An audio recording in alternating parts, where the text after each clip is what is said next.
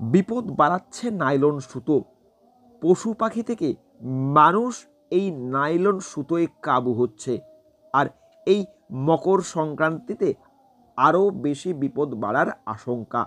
সেই দিক গুরুত্ব রেখেই বিভিন্ন পরিবেশপ্রেমী সংগঠনের সদস্যরা অনবরত প্রচার অভিযান ও সতর্কবার্তা চালাচ্ছে।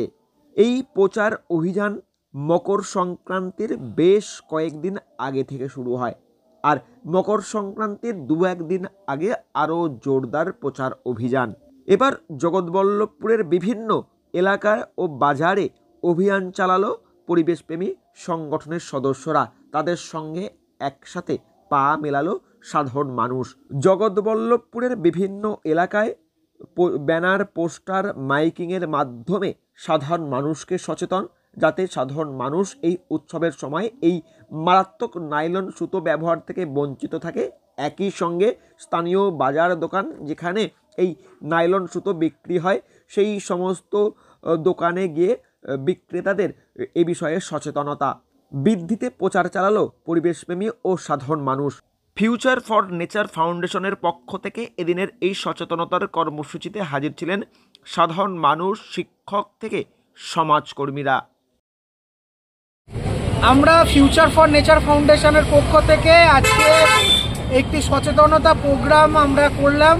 এই মুহূর্তে আগামী দিনে মকর সংক্রান্তি এবং আক্ষিণ উপলক্ষে এই জগৎবল্লভপুর, সন্ধ্যাবাজার, সকালবাজার, সাদেশপুর, মানসিংহপুর প্রত্যেকটি অঞ্চলে প্রচুর পরিমাণে ঘুড়ি ওড়ে, কিন্তু বেশিরভাগ ঘুড়ি এখন যেগুলো দেখা যাচ্ছে যেটা চাইনিজ মানজাতে উঠছে।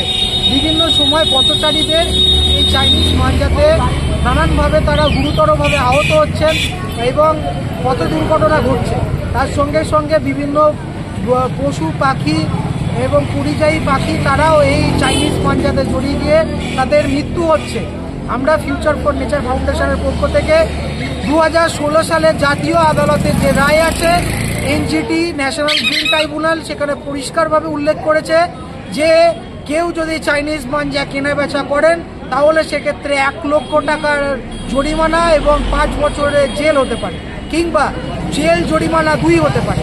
সেটা আমরা ফিউচার ফর নেচার ফাউন্ডেশনের পক্ষ থেকে আমরা সবাই মিলে বিভিন্ন ঘুড়ি ব্যবসায়ী যারা ছিলেন তাদের সবার কাছে গিয়ে পোস্টার তাদের হাতে দিয়ে আমরা করজোড়ে অনুরোধ করেছি, যারা আপনারা এই ধরনের কাজ কেউ করবেন না। যদি এই ধরনের কাজ আগামী দিনে কেউ করে তাহলে সেক্ষেত্রে প্রশাসনিক এবং আইনত ব্যবস্থা নেওয়ার জন্য আমরা প্রশাসনকে অনুরোধ করি।